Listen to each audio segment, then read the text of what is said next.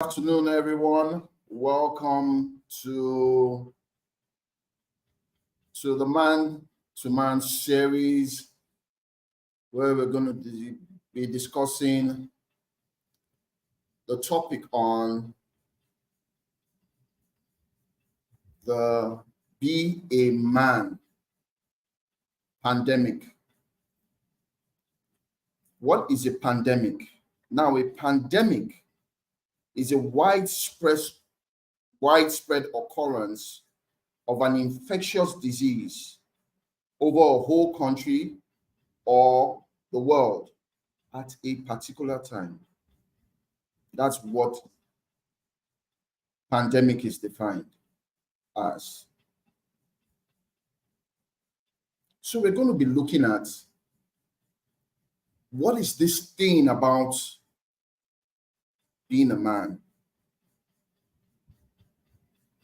We were taught while growing up on what it takes to be a man, how we have to behave, how we need to put our emotions under check, how not to show any emotions irrespective of what we experience or what we are going through, the responsibility of taking care of your immediate and your extended families. All this add up to the pressures of being a man. So I and my men friends will be this topic on what is this thing about being man. Through it myself. How do I want my boys, my children to behave? How do I want them not to come under this societal pressure or idea of what it is to be a man? Yes, they have to be men. They have to be responsible. They have to know the things to do. But there are certain other things that really don't add up. And that's what we're going to be discussing in the next hour. So I'd like to welcome to the floor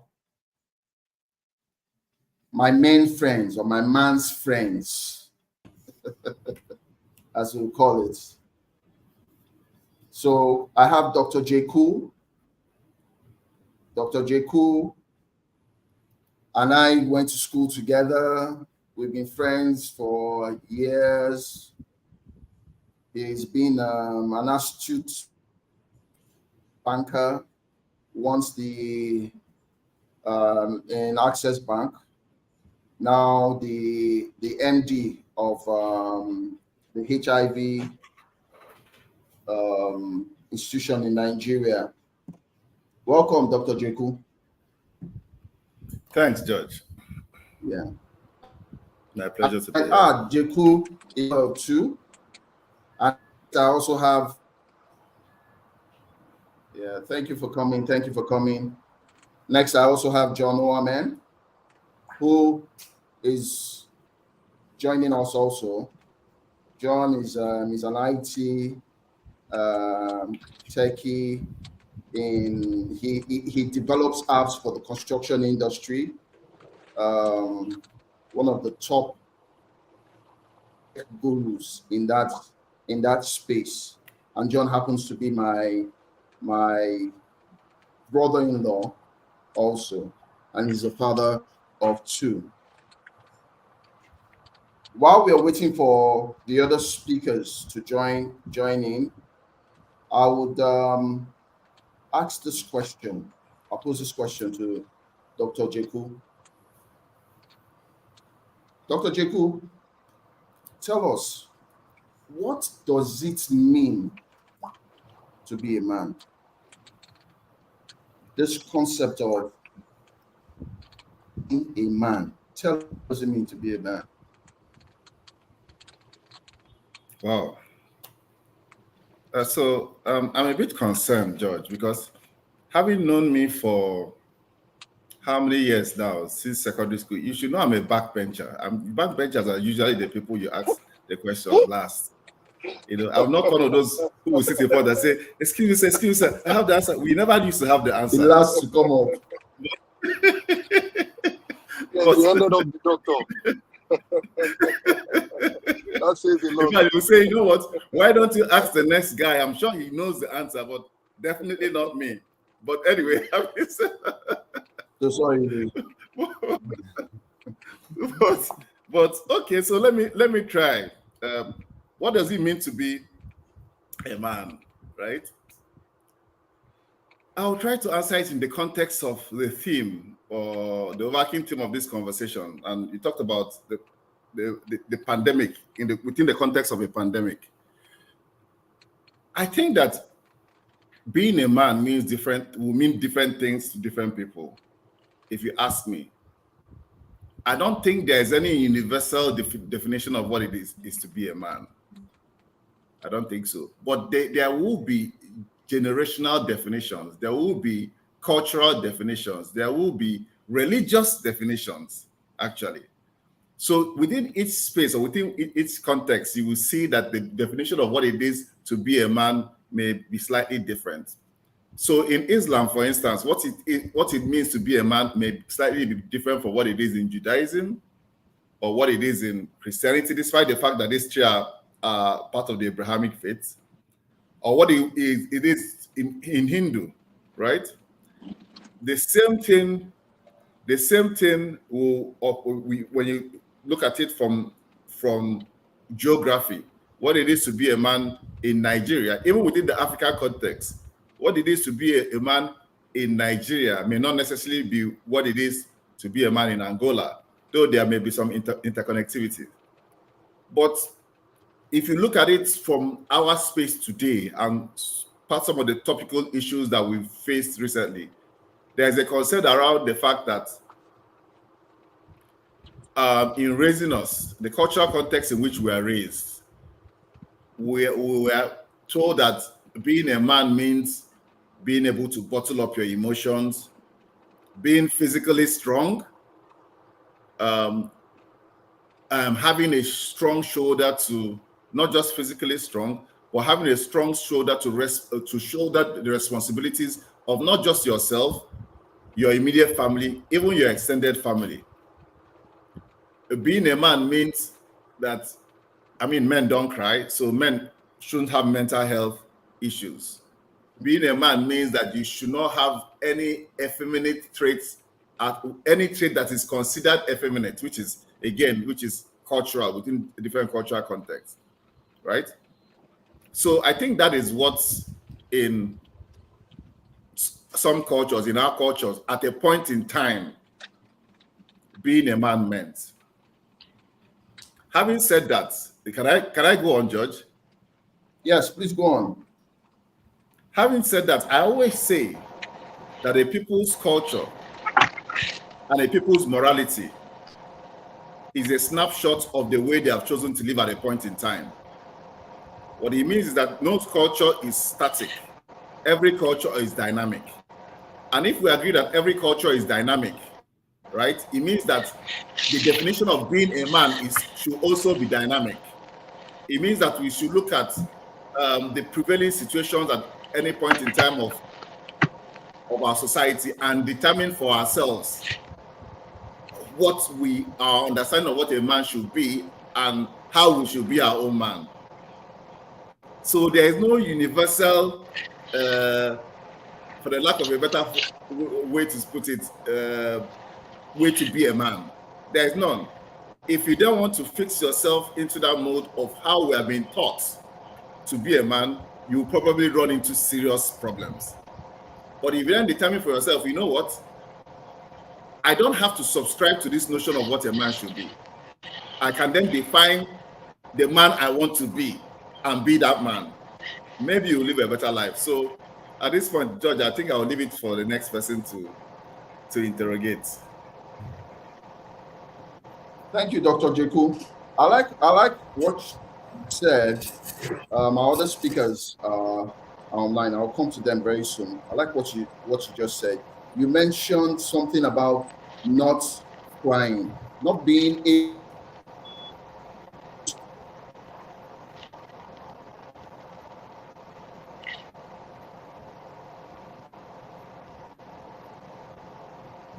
George, I think you're frozen. Is it me?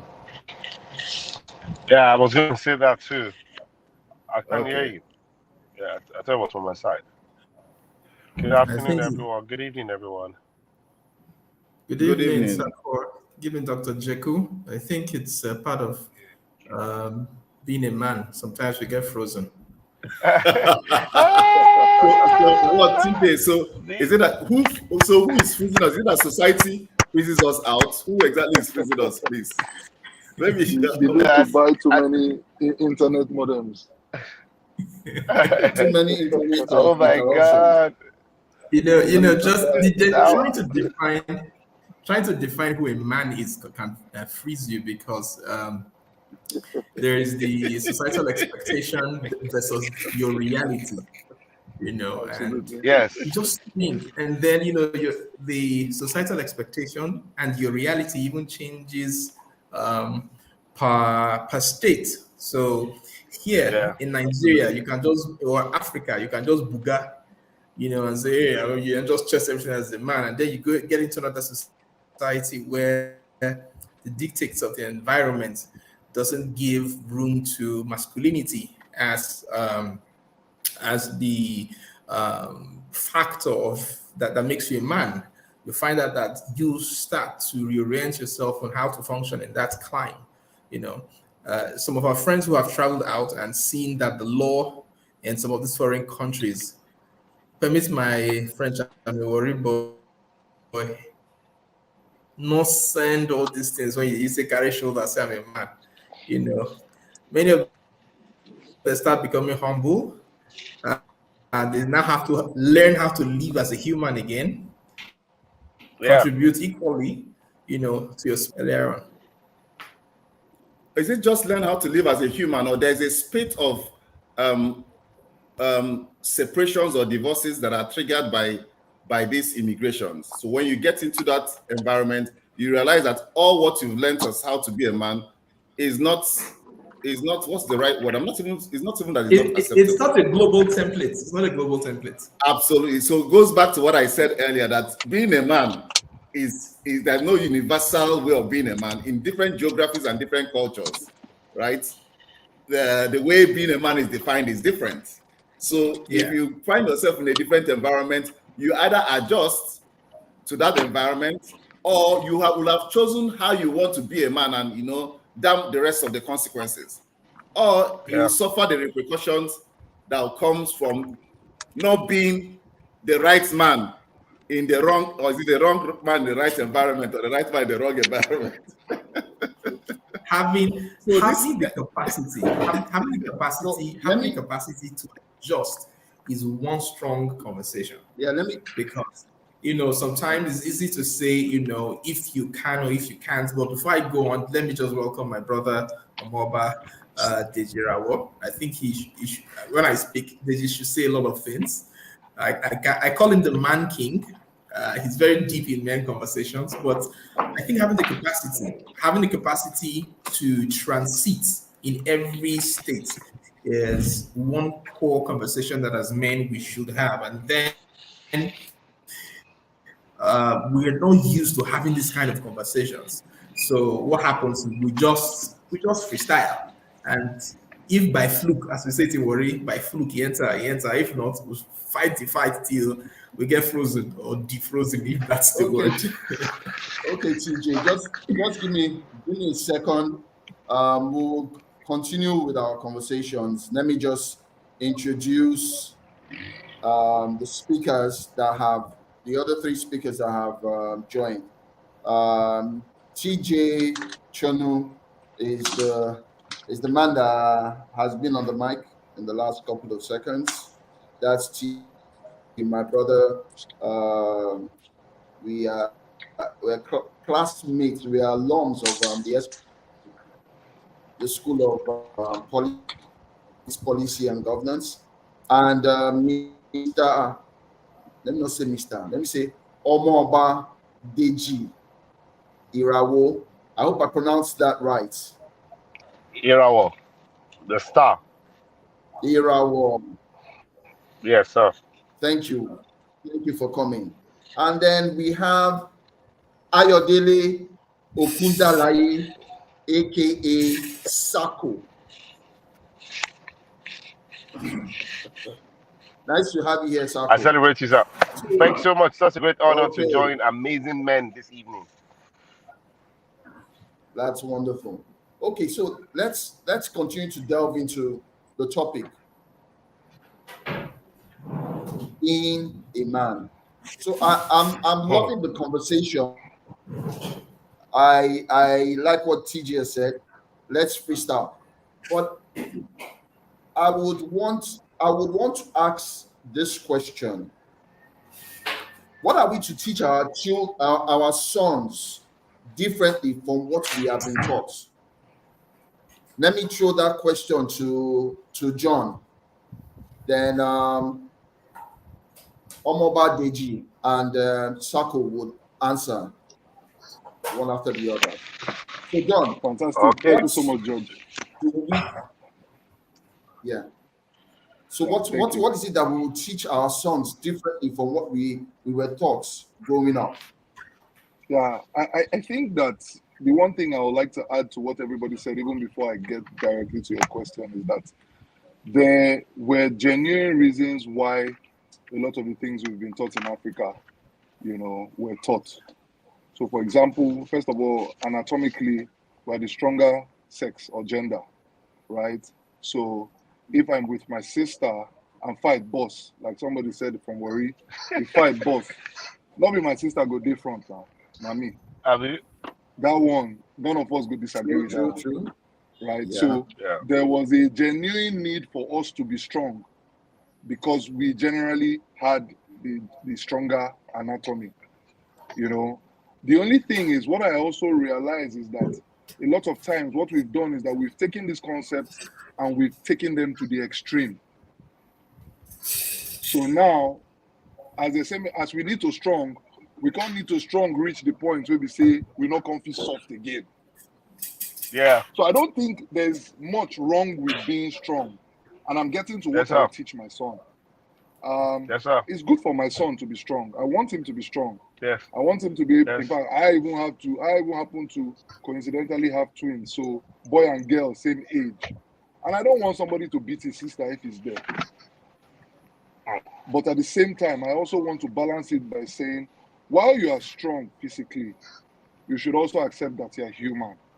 And every human Yes, being sir. has emotions. And sometimes Yes, sir. your emotions translate into tears. So if you ever feel like crying, it's okay. Yes. Yes. So I think Yes. the major issue that we've had is just that thing of extremism, where we take a concept and we blow it out of the water. I also want to teach my son that he has the right to feel whatever he feels, Yes, right? sir. And that he also should not be an extremist and use his strength, his physical strength, to beat a woman or to lord over somebody else. In fact, Yes, sir. physical abuse shouldn't even go to another fellow man, right? Yes, sir. I want to teach him that showing your emotions is a form of strength, because now you can accept who you are regardless of societal norms. Yes, sir. And I want to teach him that physical strength, which is his muscles, is not the only form of strength. There's mental strength, where you face a tough challenge, but you stay through it. There's emotional strength, where you get angry, and instead of outburst, you breathe, you think before you react. And there's the strength of wisdom. For those of us who read the Bible, it says wisdom is better than strength. There's the strength of wisdom where you tackle a situation not with your muscles, but with your brain, with your access, with your connections, with your emotions, with the things you've learned, with your experience. So those are three things that I want to teach my son that are slightly different from what the world taught us when we were growing up. Recently, I've started crying, and it's such a beautiful emotion. When it comes, I allow it. Bro, when I finish like this, be like say they wash my brain. It go just fresh, Yes. you know, because I don't That's let good. out some steam, you know, from the toughness of Lagos to the toughness of being a provider to the toughness of being CEO and all those things that, you know, we must do, you know. So those are some things I want to teach my son, you know, differently.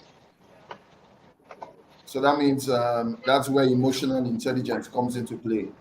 Knowing the Absolutely. right time to express our emotions, knowing when to cry. Um, I've been through that, hiding emotions, and I know how it affected me emotionally. So, Omoba Deji, please tell us what do we teach our sons differently? Uh, Good afternoon. Can everybody hear me? Yes, Yes, we can sir. hear you. Yes, Okay, we can. fantastic. Pleasure to be here. Thank you for the opportunity.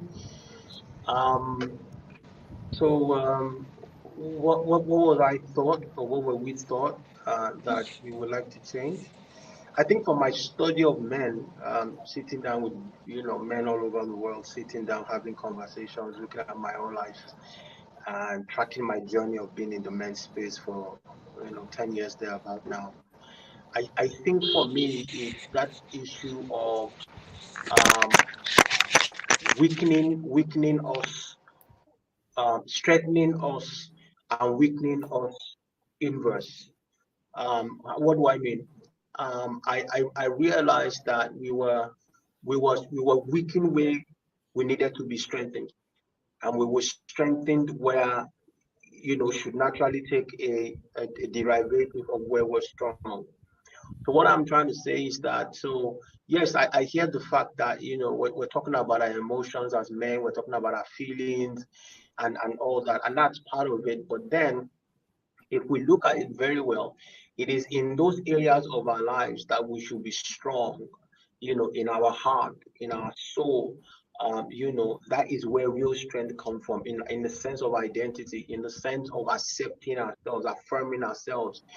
That is where society trained us to be weak, and then it trained us to be strong in our flesh, in our bodies, forgetting that our body takes instruction from our spirit and it takes it from our soul. That's the way it runs. So when we are, for lack of a better word, being told that love is the weakest thing in the world, or we're told that being able to share how you feel or being able to accept yourself is a weakness, and we're weak in those areas, and most of the time what we have is brutal strength, then it basically means that when we confront the tough battles of life, we are like, for lack of a better word, we're like paperweight.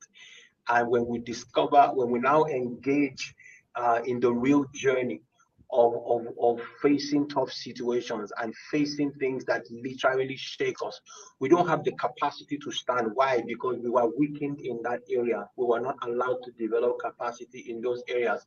We were only allowed to develop capacity in things that have to do with your muscle, your staying power, and stuff like that. Forgetting that, the strength you need in your spirit, in your relationship with God is the greatest strength you can ever build. And then in your soul, basically in your emotions, in your mind, in your will, your ability to be able to discover who you are and be comfortable in that thing.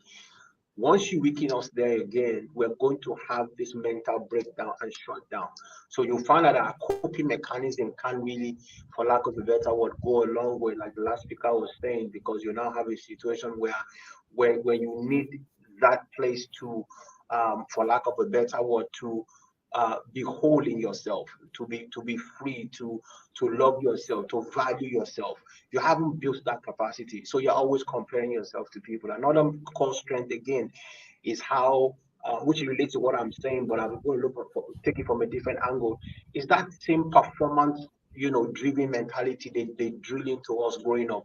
It's all about what you can do, what you can achieve, what you are doing. So you basically just grow up competing with everybody around the world, and valuing yourself based on only what you can put on the table, how much strength you have, what you're able to put.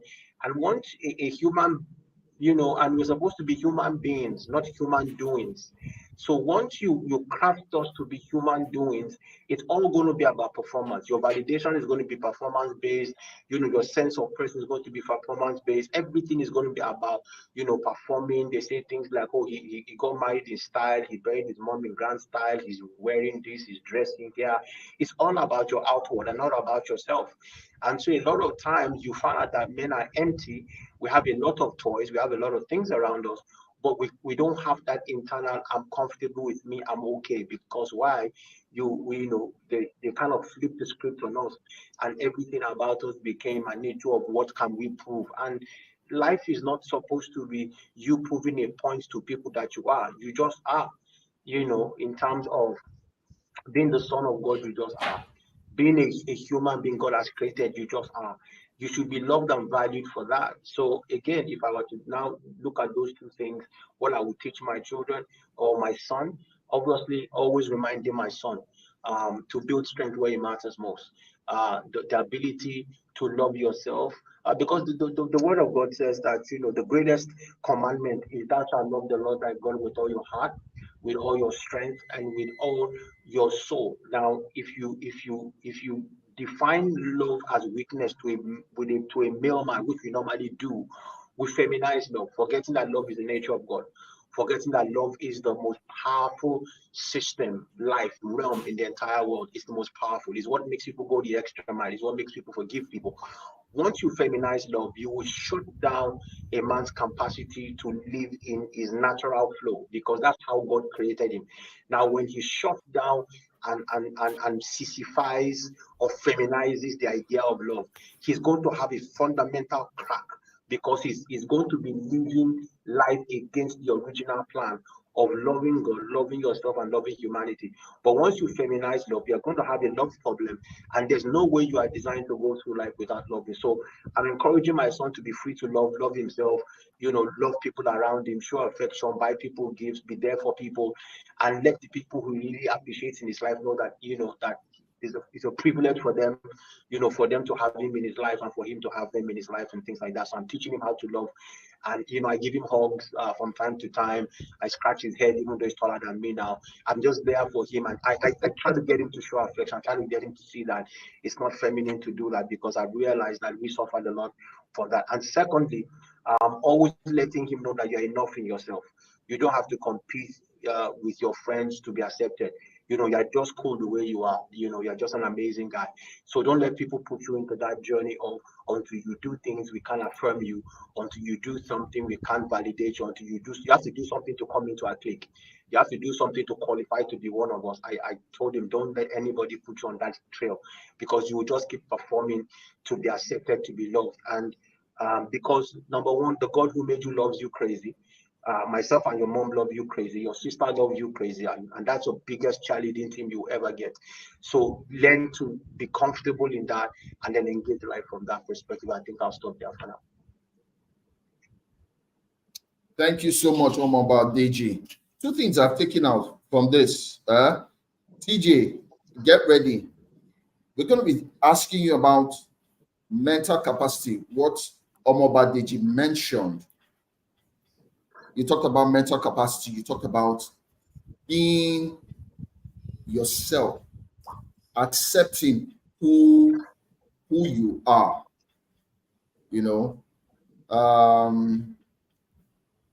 I see that Sako has dropped out. Internet issues, I believe. And I was going to say, John, you have to share what you're eating with us. I'll send you some virtual cake. I was going to turn off my video. Then I just remembered all those man know the chop. I just ate it with the video on.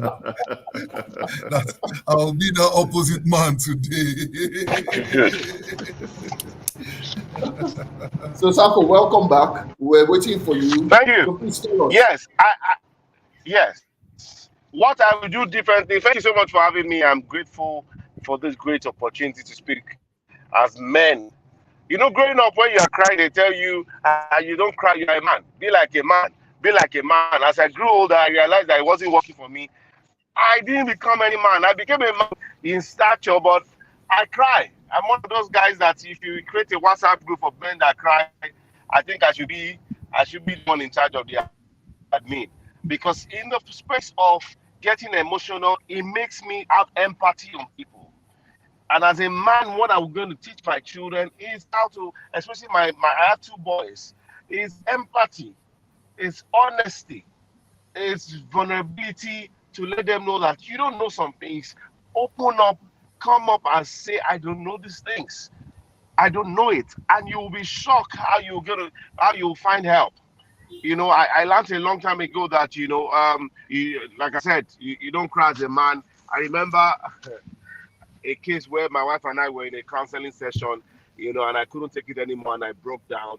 It wasn't a fight, but it was something I thought that we've gone past. And as I was crying, my wife was saying, "Babe, why are you crying?" I said, "I had to cry because I thought we had gone past this session."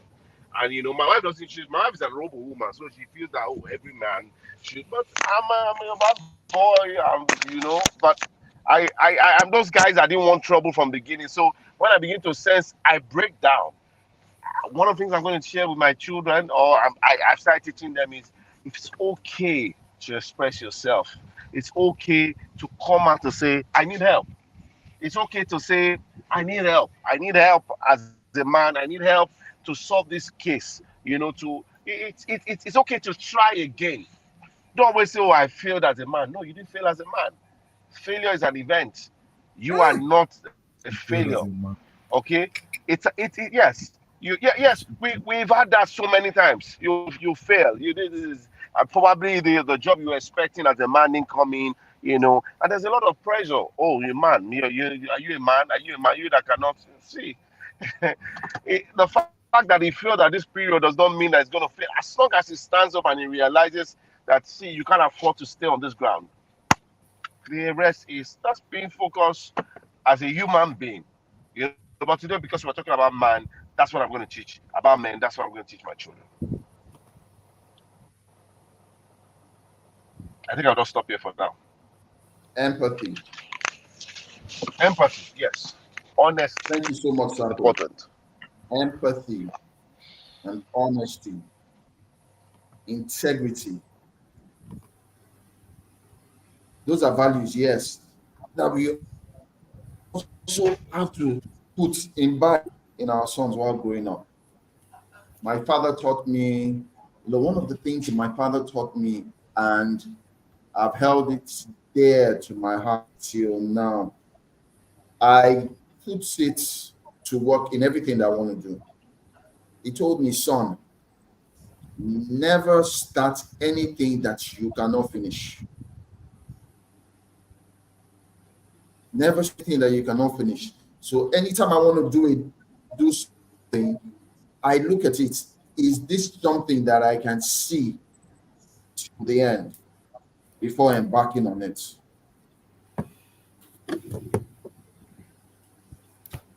Another thing I've learned is how to cry.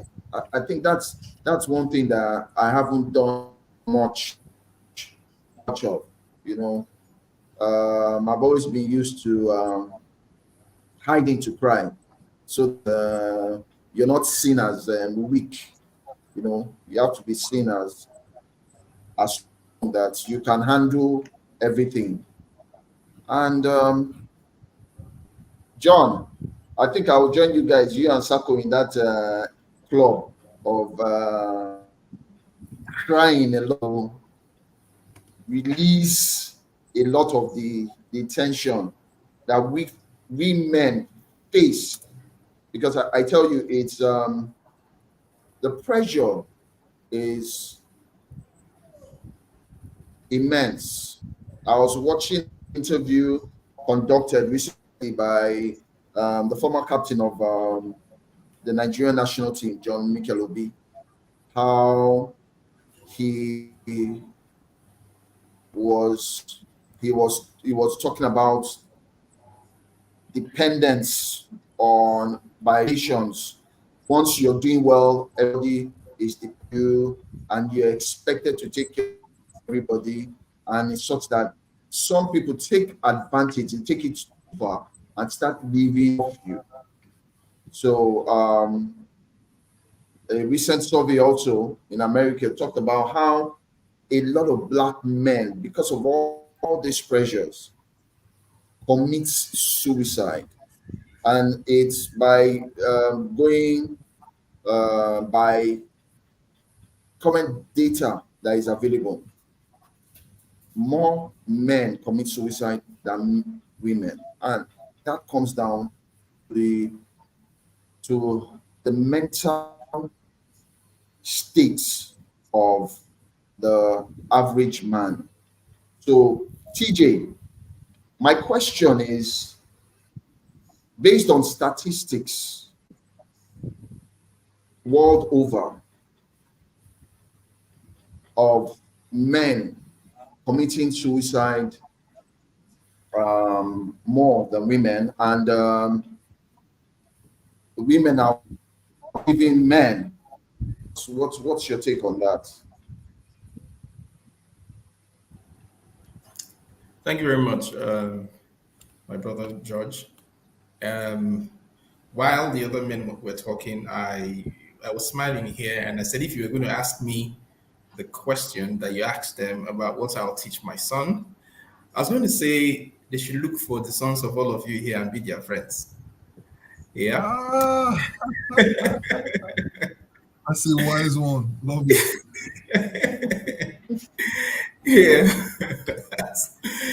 And that leads me to your question because one of the things, fortunately for me, unlike most men, fortunately for me, I grew up we're six in our families. In our family, three boys, three girls. The two boys were close together. You know how our parents born like almost every other year.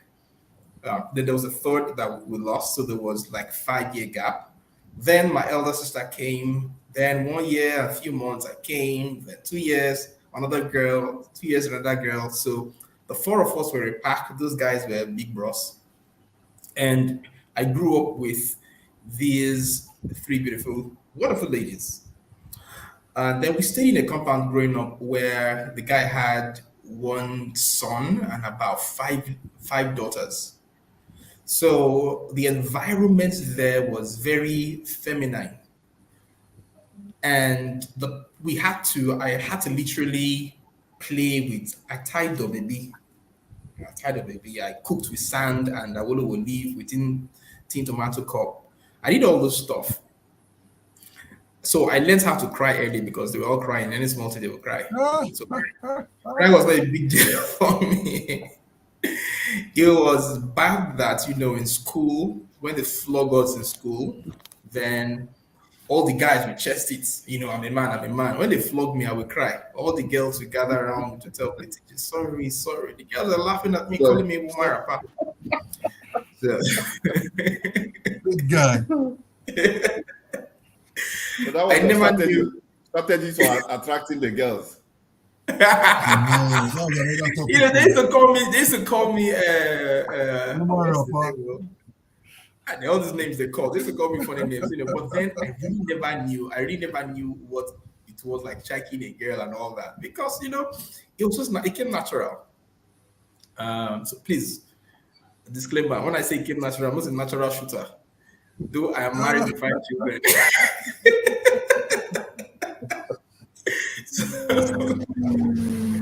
So it's kind of gave me an early balance to this gender thing, and it did not put me anywhere where I was so much, ahead of them. It gave me the room because I realized that women talk a lot. And then trying to conform into the idea the society has given to us about who men are or supposed to be, became a battle for me.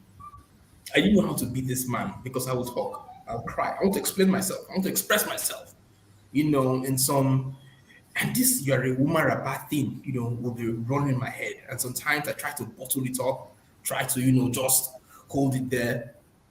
I realized I was losing my mind. Married as it is, people say things like, what happens in Vegas stays in Vegas. It doesn't stay in Vegas. How does the news get to hear about it? So as I'm married, sometimes it's like, don't talk to anybody, anything, but there are things happening. I need to express myself, and you are feeling as though if you talk, you're weak. If you talk, all this versus my reality, which is, man, guy, you have emotions, express it to, regardless of what anybody feels, says, or think. So one thing. So I first, the start. You can't challenge the statistics except you have all the statistics. So men really go through a lot, and one of the things that has helped me, just like I started saying, is finding myself in environments where I can express myself. It helps my mental health. Sometimes I just want to talk. And if for those of us, all of us married, sometimes our wives will just talk and talk, even if the talk just gets to one place and then there is no series, episode 2 of the series. They just want to talk and get to that place. And you just have to listen. And it helps them on body.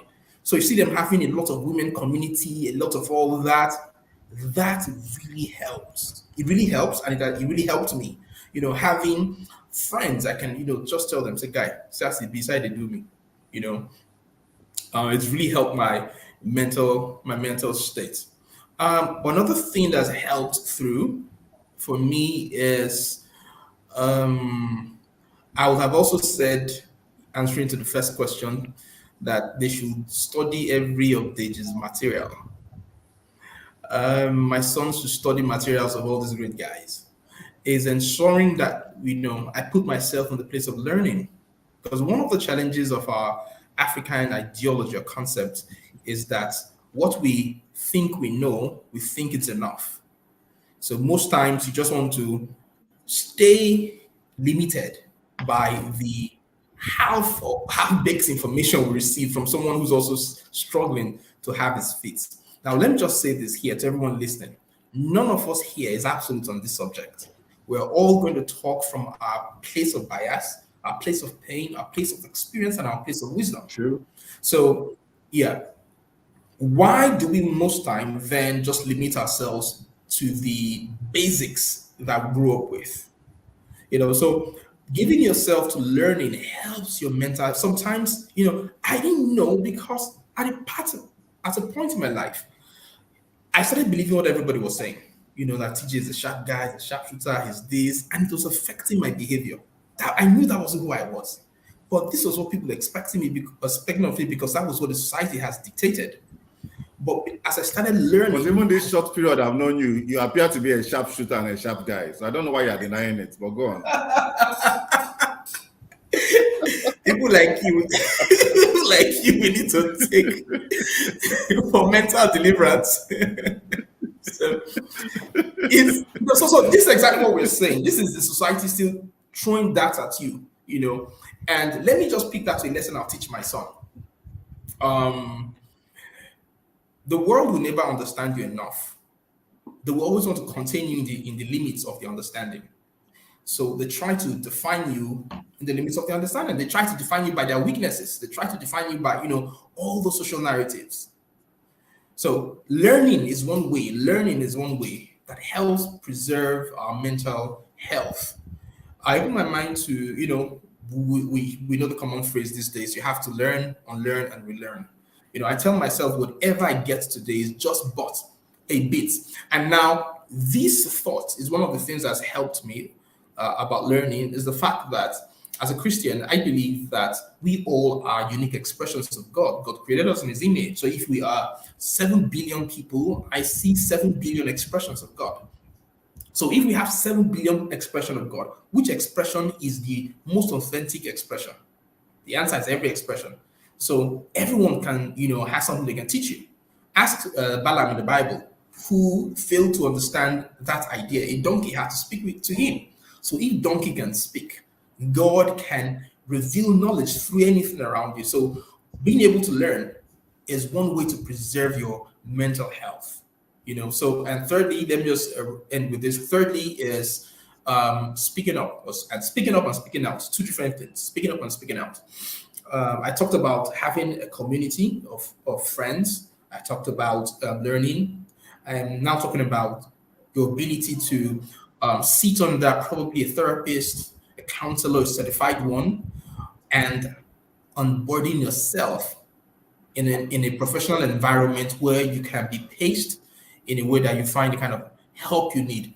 And when you find those answers, the beautiful thing about this is counseling sessions or therapy sessions help you find the answers that are within you that you need to place yourself where the position where you need to be for where you're going to. So and when you find those answers, there's this calm repose it gives to you. There's this confidence that it gives to you to help you function better. So when struggling with mental health issues, one of the things you need to do is learn to speak to counselors, learn to speak to therapists. Now, even though I am a certified counselor, I still speak to counselors, because I can't self-medicate. I can't self-medicate. I would most times just put myself on the fast way to death. So I need to speak up, I need to speak out, I need to ensure I'm onboarding in an environment that can help me grow. Thank you. Thank you, TJ. Thank you so much. Thank you so much. There were three things I took out while you were speaking. You talked about a community of men, I think, which was mentioned earlier, that you can come together and just share whatever you're going through. There's a likelihood that there's someone in that community that would have gone through that yourself. There's something I tell people that I come in with, that the Bible talks about there is no situation that you face today as a man that man has not faced before. But you see, in every situation, God has made a way out of that situation. And the idea is, how do you sit down, look at it, and see the way out? You talked about the ability to talk through things. You talked about increased knowledge, and you talked about speaking out, the ability to speak out. I think that's bottling things up. It has a way of messing you up mentally, and you're not able to speak out. Gradually, it starts messing up with mental health. I think it's one of the things that have added to the number of men committing suicide. The ability not to speak out, the ability not to have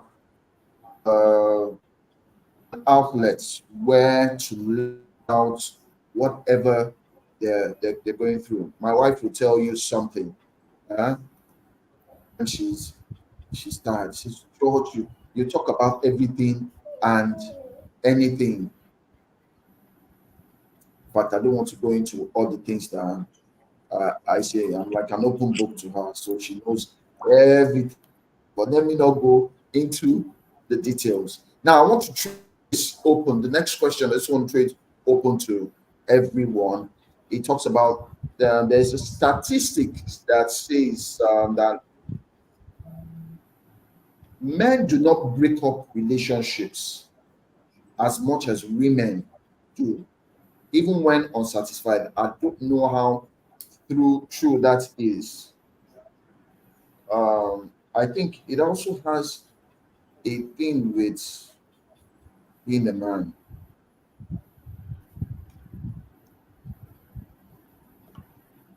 So I'll throw it out there. Dr. Jiku, you can Sorry, I didn't get it. The men do start. not what? Men do not break up relationships as much as women do, even when unsatisfied.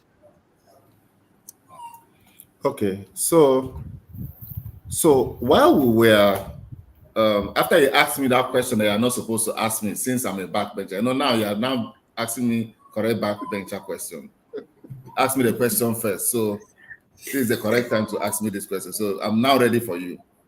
Let me just balance up. So I was just giving it some thoughts, right? And while we're talking, I was taking some notes, and it just occurred to me because the earlier question on what it means to be a man, and when we are talking about being a man, it doesn't have universal applicability. That in different geographies and different cultures and different religions contexts, there's a different way to be a man. But I'm Igbo, right? So I then asked myself, what does it mean to be a man, an Igbo person, or in Igbo culture? And it occurred to me that the best place to find, and I'm going to use this to try and answer the question of why men allegedly manage their relationships or their marriages and are not the first, tend not to be the first to throw in the towel. So I recalled some incidents, some stories in Achebe's Things Fall Apart. I mean, if there's any book that almost curates the Igbo culture, right? It will be Achebe's Things Fall Apart, that gave the world a view of what the Igbo traditional culture is, right? And okay, before I even talk about that, I just need to know that I mentioned that I believe that men tend to express themselves in the way they face challenges and communicate their emotions. So what does it mean to be a man is expressed in each culture or each jurisdiction or in each religion or faith in the way, men expressing the way they face challenges and they communicate their emotions. So how do they face challenges? There is a section in Things Fall Apart that defines or epitomizes how men face challenges. I took time to write it out, and with your permission, I'll read it. And it goes on. This is Okonkwo. Please go ahead. Talking to his friends. And it says, "Let us not reason as cowards. If a man comes into my hut and defecates on the floor, what do? Do I shut my eyes? No, I take a stick and break his head. That is what a man does."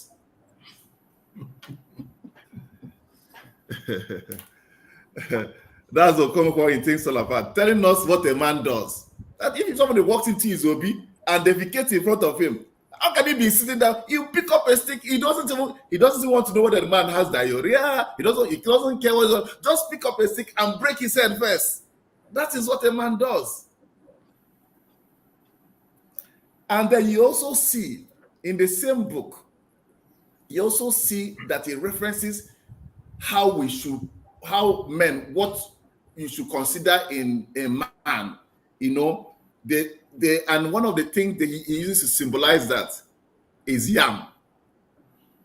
Yam symbolizes masculinity.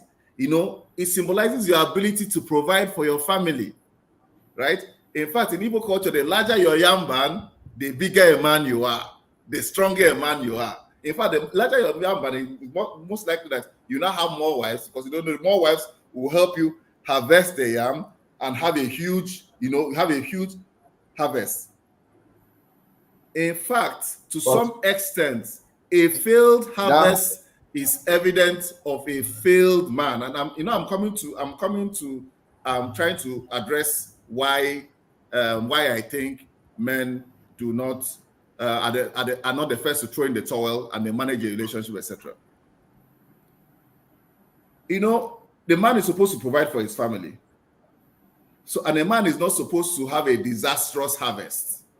He's not supposed to have a failed harvest. In fact, in that same book, there was a time Okonkwo approached Nwakibie to borrow yam seedlings because his father did not bequeath him with any yam seedlings, right? And he borrowed the yam seedlings. The first harvest was a disaster. But Okonkwo soldiered on. Remember that there was one other guy who also borrowed yam seedlings, and his harvest failed, and he committed suicide. So you are not supposed to fail. A man is not supposed to fail. So inside that marriage, this man is inside, though. He has committed himself that he has gone inside. But he's not supposed to fail because he's a man. And what does a man do? A man soldiers on. When that fellow committed suicide, Okonkwo went back despite the fact that the harvest field and continued as soldier until he succeed. One of the things I taught myself, and I think I've written about it before, was how to fail. I never knew how to fail. I didn't know that failing was such a difficult thing. I was growing up, I was taught that, you succeed, you do this, you do that. And then I realized that the first time I failed at something, I totally unraveled.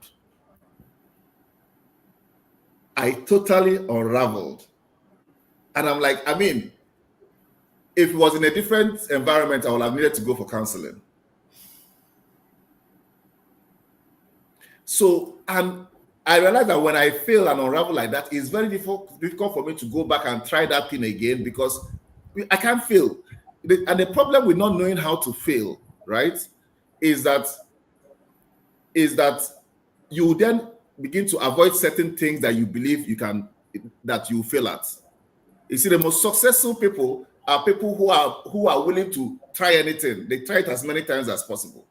But if you have created this expectation that men can't fail, and to the point where if a man fails, the next thing you see is suicide. Because the same way you are talking about men not being, in the same vein you said that men are usually the last to, are not the first to initiate separation or divorce, but in terms of suicide, they are the highest in terms of suicide, in terms of the suicide rate. So the man will bottle the thing up. Yeah, it's because of that responsibility. Absolutely. It becomes a toxic broth. And then it snaps. Suicide in itself is a form of a mental health problem. Because when you begin to then contemplate that you have to end it all, essentially your mind has snapped and you feel that, sometimes you begin to query yourself, maybe my children are better off without me. Maybe I'm becoming a this, that, And these are conversations you're having in your head with yourself. Because you feel you're not good enough. So I suspect that the reason why, and this is now to finally wrap your question, I suspect that the reason why, and I don't have any empirical data to back this, the reason why men tend not to be the first to initiate that separation is because men don't want to fail.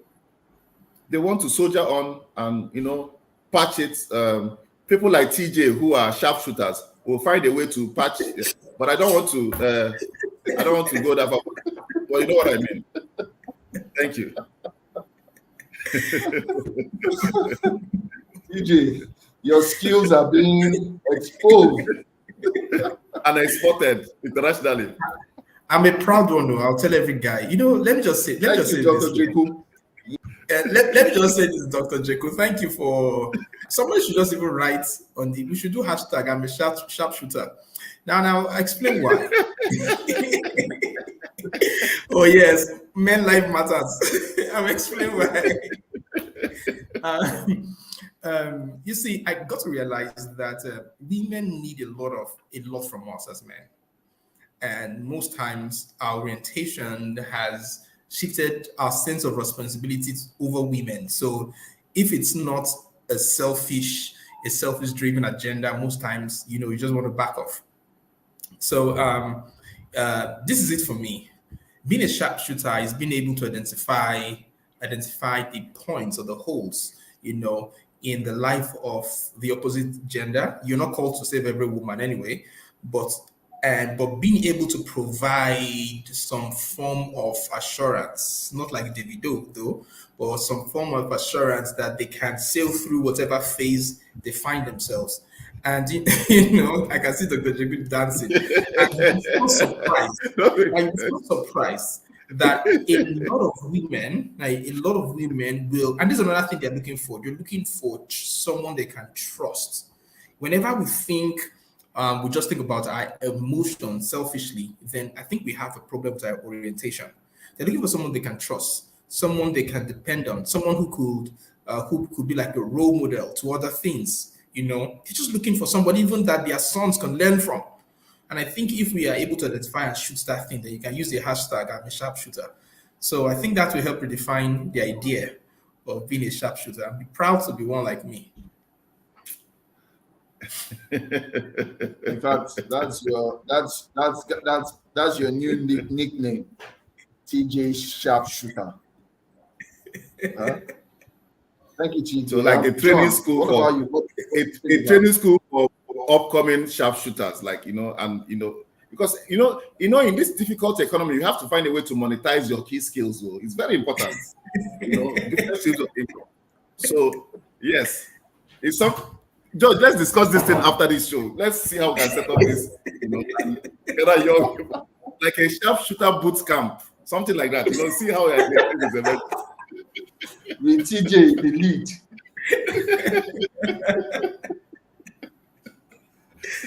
So John, what's your take on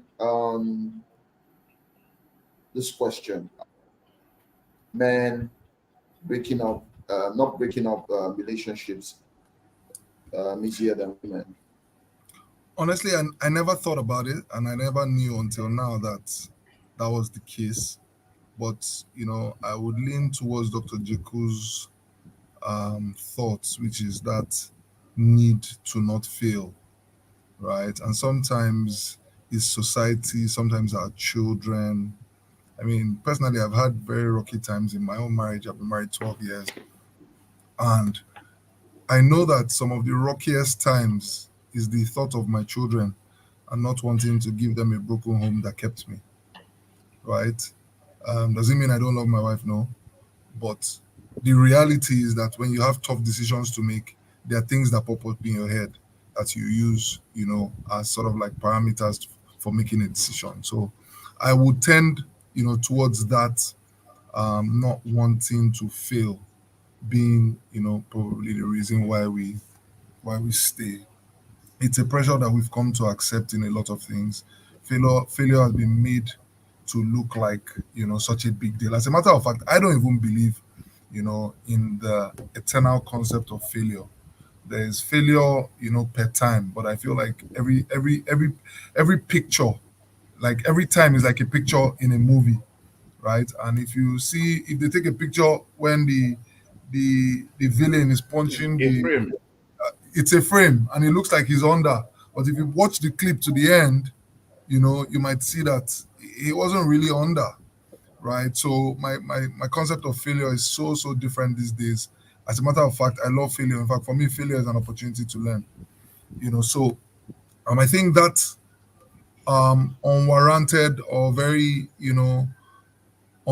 negatively skewed concept of failure is probably one of the reasons why men would tend to hold on.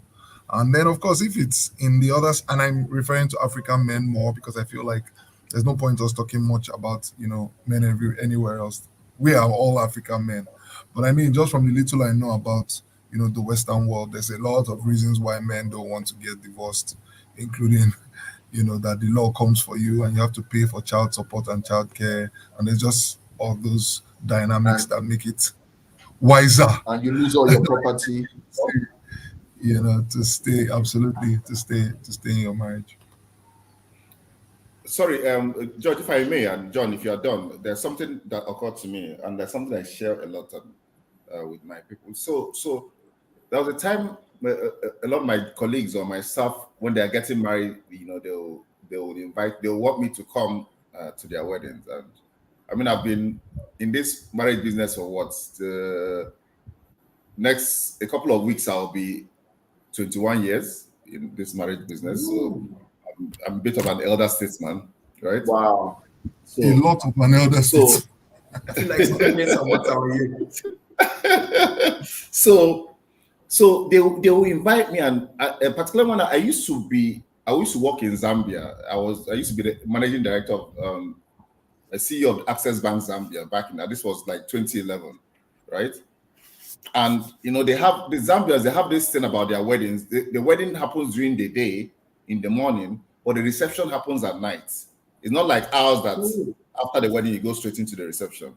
So you have the wedding during the day, then everybody goes home, and then at night you now come to the canopies and and then there's like these young people these days, the reception is so rehearsed. You have all these dance choreographed, whatever, and I sit down, and the same thing happened to me when I was in Zambia. The same thing happened to me while I was also in Rwanda, right? With young people, because in these two environments, I had very young staff. So I was at a point where a lot of my staff were always getting married, given their age. And I would look at them, I'll be wondering whether I'm jaded, because the joy and the happiness, what I felt was pity, right? Pity in the sense that these guys, marriage in itself is not bad. Of course, it's not bad. But it's like nobody actually prepares them for what they are getting into. Marriage is such a complex institution, right? We are talking about two different people from most often two very different backgrounds, right? And because we are human and we are affected by our environment and we change, human beings change. The lucky couples are the couples who change in the same direction. Very often, you find human beings who change in radically different directions. That's so beautiful. Radically different directions. When they met, they were perfect for each other at that point in time. But as they were growing older, they are changing. So in my mind, I'll tell myself, they should be wearing white to wear, though. Wedding is such a solemn and serious business. Like, it's black. Everybody should wear black so that everybody will know that we're coming to do something serious. And one of the things I used to tell my staff, because when after the wedding, they come to me, oh, MD, thank you so much. Jacob, thank you so much for coming for my wedding. And I tell them, I hope you planned your marriage as meticulously as you planned your wedding. Because with the details and energy they put into planning this wedding, it's as if after the wedding, the whole thing ends. And the whole thing is about that period. But the real thing, the real complex thing, is just begun. Remember, it's not a 1 day thing, it's not a 1 year thing, it's not a 2 year thing, it's not a 5 year thing. It's supposed to be for life. And human beings will change. Yeah, human beings must change. How do you guys then manage that change? Now, for us in our culture, in African culture, now within the African culture, the various other ethnic cultures, they have found ways to manage those people to stay together for that long. But with westernization, we have dropped a lot of those things that we used to do, right? And then, I mean, and I'm going to say this. I'm going to say this, and it's going to be very controversial. A lot of the things that people, other than other changes, there is the concept of cheating in marriages. In the Igbo context, right, there's actually no such thing as cheating. In Igbo culture, there's actually no such thing as cheating. And when I say cheating, I'm not talking about the man having affairs. I'm also talking about the woman having relationships, right? There are various reasons for a woman to have a relationship in a marriage. There's oftentimes maybe the man is having fertility challenges. No, so I'm narrowing it down to women. So you see that. No, you said affairs for men, then you said relationship for women. So I'm trying to understand if it's okay. The same thing. Sorry, don't be annoyed. Don't be annoyed. It's affairs, right? So there are various reasons, but we have accepted the Christian faith, right?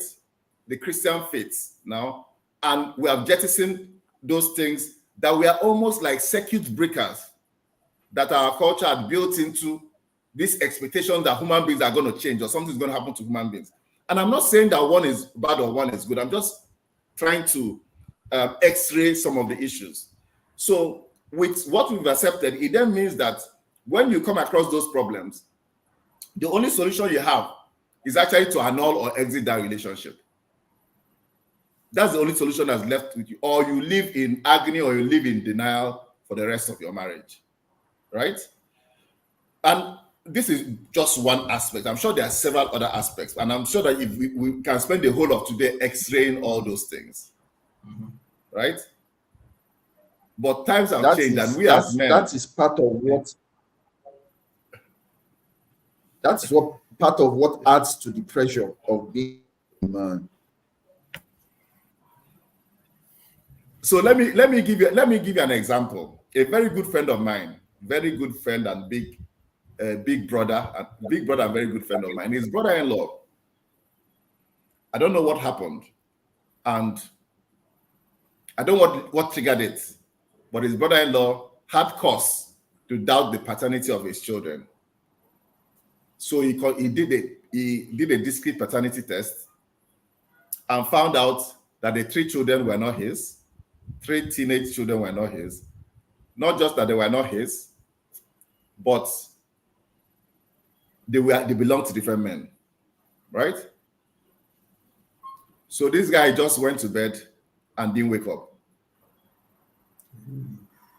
Now, in Igbo culture, any child born to you, the man, during a marriage, belongs to the man. There is no child that is, so long as the woman was married to you when she conceived that child, is your child. That child has a father. That's what the Igbo culture says. Why? Because the Igbo culture must have, because what tends to happen is that cultures are created around solving problems that society sees, right? And finds it. So society encounters a problem. So how do we resolve this thing, right? Maybe the elders will sit together and, okay, you know what? Even if you say it's not your own, it was your own, and it's your own, and it becomes a law. So what happens is that we codify, when you say our morality is the snapshot of the way we have chosen to live at a point in time, we now enshrine it in our rule books and, or in our religious books, right? But so when this guy found out this thing, if it was in the past, not in this current dispensation, Western dispensation, it won't have been a problem to him. He may have been upset with his wife. He may have been very, very upset, but he would have accepted the children as his, and he wouldn't have been as devastated as he was to the point, because I'm sure going to bed and not waking up, he probably had a cardiac event when he was asleep or something, just thinking through all those issues. I'm just saying that because we have transited to the Western way of doing things, we are now confronted with new problems. We had problems in our respective cultures, so we are now confronted with a new problem that our own culture cannot resolve, and we have to find a way to resolve them as men. Thank you. Yeah, So that is where. Thank you, Dr. That's right. Jerry. That is where. Sorry, Yes, George. That goes back to one of the earliest things I talked about, which was capacity. There's I'm drinking a bottle of water. There's this much this can carry. Sometimes we want to put more water when there's a cap to it. And this is just saying, as men, most times this is how our environment and our culture have structured us. And that's part of why I said those 3 things I said. So one of the ways to carry more water is if you can get a bigger jar and turn yourself into that jar, you'll get to realize that that jar will be way empty, and the feeling of you're not enough may now set in. But when you keep learning, this is what it tells you, can teach you, is that bigger jar now gives you opportunity for more to be added. Another way you can also get more is just ensure like you duplicate yourself in empty vessels.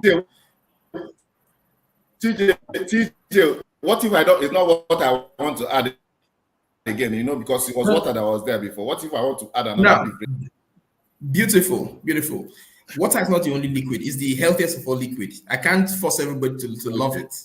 I can't force everybody to Why love have you now brought health inside this discussion? But go ahead, go on. No.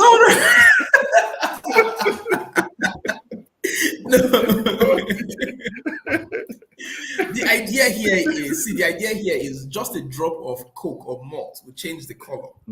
It doesn't make it less than a liquid. That's what it is. It's first a liquid, and what I'm saying here, the basic thing I was saying is, if we understand that our need as men, as human, but here men, one core need is the need to grow our capacity to manage different realities. You know, it helps us function better as men. You know, let me take a little of something from parenting and just drop it here. So I always love to tell the story of my son, who I just painted my the POP. We just painted it white again, and my son is on the upper deck of his bed. He went and he wrote, "I love my dad and my house," on my just painted POP. You know, the average African parents will naturally do what's Jeku. Beat him more. Correct. Oh, Johnny, I see. Is it correct flogging? But then look at it. My son went to express his love in a place where he wakes up, he will see it every day because I'm a super role model to him. He wants to be like his dad. So he wakes up, he sees I love my dad. That is putting more of me, the values I exude, in his consciousness. But my first programming is to beat him. You know, absolutely. I felt that because that's Africa. I felt that at the same time, because I'm learned, I was able to appreciate him with my teeth tightly closed, telling him how that is nice. Like he loves clenched teeth. Yeah, you know, I could do that, but you know, the point here is we need to learn to shift perspectives. We need to learn to grow capacity to shift perspective. It helps us through this battle. So coming, you know, whenever you come into an argument or a conversation with this is how it is, or no, what you're saying is not right. You already have a closed mind. You can't learn, you can grow. So westernization or no westernization, we cannot stop certain things that will happen in life. You know, so I've learned not to control the things in my environment, external environment. I've learned to focus on controlling the internal environment. I am responsible for what I learn. I'm responsible for how I learn. I'm responsible for that at this point, you know, in life. So to men is this, regardless of how the world is evolving, or evolve in your learning. Learn every day. Learn Absolutely. To read. Yes, learn. Don't stop. Don't think that, you know, if you change, like I was using the can, if you change, you now become empty. No, you have capacity for more. Who knows how much more you can do and how much more you save yourself. I've gone to the point where I almost closed my eye and, you know, just drive into the expressway. I got to that point. So it's not like we don't get frustrated or we don't get, but then it's our programming at that time that is giving that reaction and not the right response. So get into an environment. I'll just reiterate those things. Get into an environment that helps you learn. You see this thing we're doing here right now. You know, let's take a statistics. If George could help me, how many? You know, there's also something that's happening. The whole world, you know, if you want to fund, they want to fund you, or anybody wants to fund projects. Once it's girl child, there's funding available. There's almost nothing for boy child. It's not like the boys created the problem. There's always funds available, yeah. Yes. It's like the guys created the problem of which the home was even designed to naturally structure the girl to live better. So the girl is more responsible growing up. We thought it was punishment, but the girl was learning home economics, was learning everything by the responsibility given to her in the home. So naturally, she knew how to manage resources. She knew how to work. The guy was just being, you know, the one who was taught to serve by allowing the girl do most of the chores and all that. Unfortunately, my mom got me to do every work because in my house, work is work. Work is not a gender restricted. Or fortunately. Yeah, fortunately, yes. So if we look, we'll find out that we don't really have these conversations going on and on. And most men, sometimes guys who are listening, just I think because our time is up, I'll just say just lean into conversations, lean into rooms. Like there's a man-to-man WhatsApp group that is existing. Get into the place. Even if you cannot start by talking, start by listening, reading what other people are saying. Start by just trying to tell yourself that there's something I can learn from people's experience. Look for the materials of all these great men here they've ever posted. You know, listen over and over, play messages here and there. You know, so yeah, closing thoughts. That's it for me. Just get yourself in the environment where you can learn. Grow capacity as a man. You are much more than you think you are. You're much more than the world defines you to be. Just grow and lead from the place of love. Thank you, guys. Okay, to everyone. So, in 1 minute, I would like you to tell us what will be your message to your younger self? Let me start with you, John. What would be your message to your younger self? 1 minute. Well, take it easy. Don't be in a hurry. There's no pressure. You know, life is not a snapshot of where you are today. It's, a string of decision making and learning and improvement. So, one thing I would definitely say to my younger self is, let go of the pressure and be a lot calmer.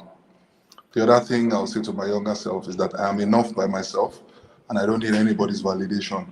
Personally, John, I did a lot of things to validate, myself, just trying to impress people. I was always trying to be a stand-up guy because I thought less than that, meant I wasn't good enough.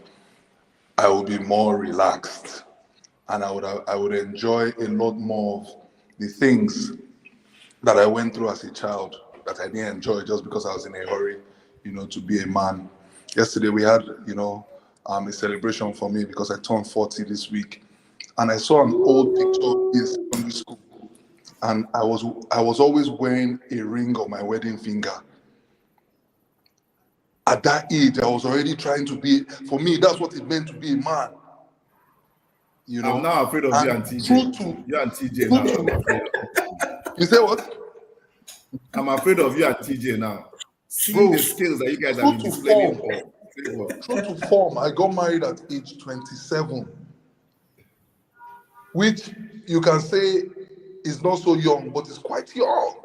What did I know?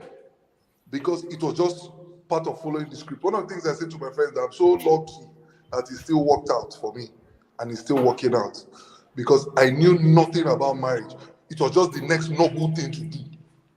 So one thing I'll definitely say to my younger self is jettison the pressure, enjoy every stage. It won't come back, right?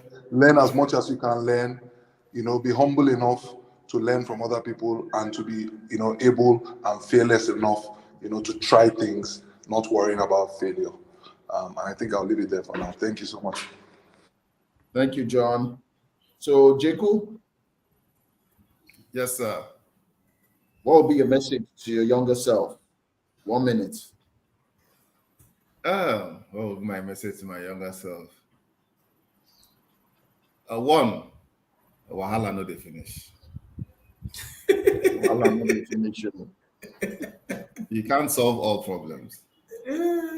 If you try to solve all problems, you will buckle, you will crumble, you will crash and burn. So learn to live. Pause to smell the roses. There's so much going on. There's so much there's to live for.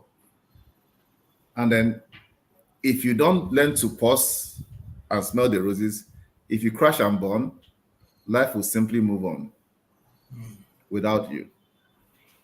So learn to spoil yourself. Learn to, what's the right word? We work so, we are trained to, we are raised to take care of our families, take care of our, and more often than not, we are not taking care of ourselves. Learn to take care of yourselves. Learn to monitor your health. Learn to eat well. Learn to exercise. Learn to feed your mind intellectually, spiritually, right? So that you can grow, one of my favorite sayings is mens sana in corpore sano, a healthy mind in a healthy body. Ensure that you remain alive, you thrive, you're healthy, you don't crash and burn, because the day you drop, there's nothing. And then, like John said, don't be too much in a hurry. I got engaged at 28. I would have gotten married at 28. But I then turned out my father was terminally ill. He had prostate cancer. So we postponed till he passed. And I got married at 29. What did I know? They never trained us on how to be husbands. There's no training school for that. We just learn as we move on. We just, learn as we move on. We make our mistakes. Some of us don't recover from the mistakes. Some of us recover and move on. Guide your mental health jealously. guide your mental health jealously, because once your mind snaps again, it's over. So, looking back, my younger self, live life, remain healthy, live an impactful life. Live an impactful life and not live life for others.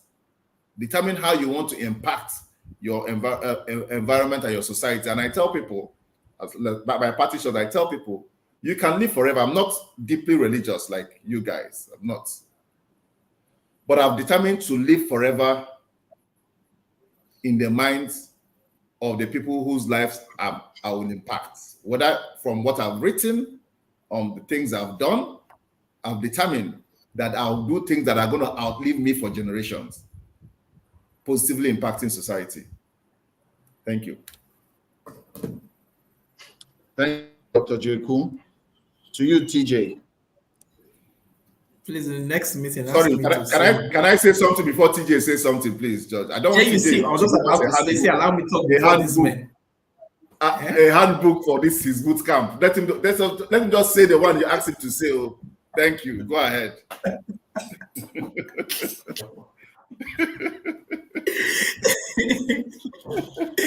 George, my younger self should look for Dr. Jeku and John earlier. We shouldn't be meeting with them last month.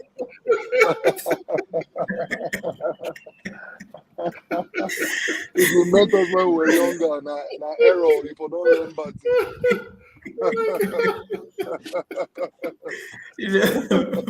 I think we should look for people who can just travel with. They've said everything. They've said, like, literally. I'm just thinking, okay, I wanted to say this. Then John said it. I wanted to say this. Then Jeku said it. I'm like, okay. So it just goes back to I have a knack for healthy relationships. So and thank God I didn't get married as early as you guys. I got married a day to my 40th birthday. So we could enter that conversation and say probably, I know I don't look my age. I can go and say sometimes knowing too much can also be a problem. Don't seek to know everything. The little you know. Extremism. If I add to what Dr. Jeku said about you being a sharpshooter, because you knew how good your skills were, you waited till that and you just delivered immediately.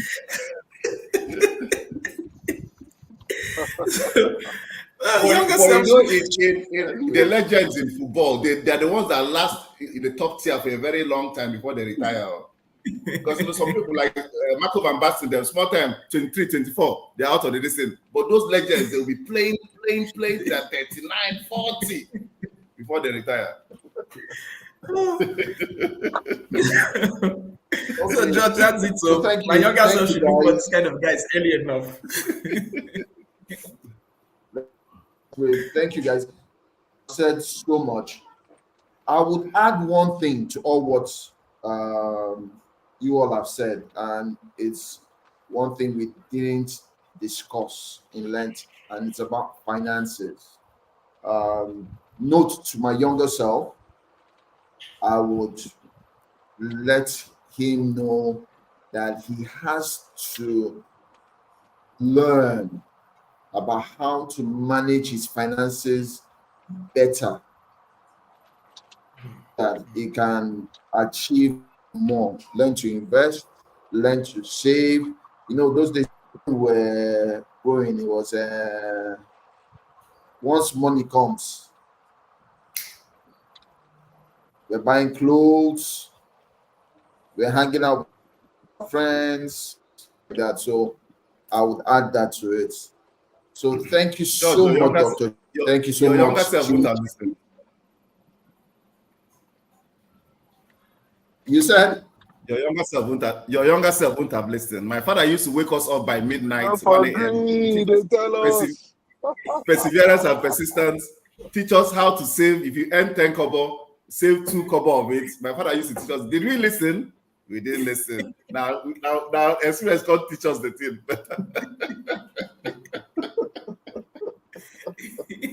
And of course, there's pressure to perform. Why do you buy clothes? Why do you buy things outside that you don't buy inside the house? If Yeah, you I went to think boarding school, you remember that we stayed almost naked in the hostel. It's when we want to go outside that we dress up and spray perfume. Why? Yes, To now. impress. Oh yes. Because that's where there's pressure. So if you All solve the right. So pressure thanks, problem, guys. Thanks, it's John, easier to save and PJ, invest. Yeah. Dr. Jeku. Also want to thank Omoba Deji and Sako. Someone on the line. They thank you so much. It's been an enriching conversation. So I'll thank all those that are connected. Uh, Patrick Adeni, Trescoral Systems and Solutions, Mechanic. hey, Thank you so Asai. much. I've been making comments. So we look forward to the next man-to-man series discussion. Thank you and have a wonderful and glorious week.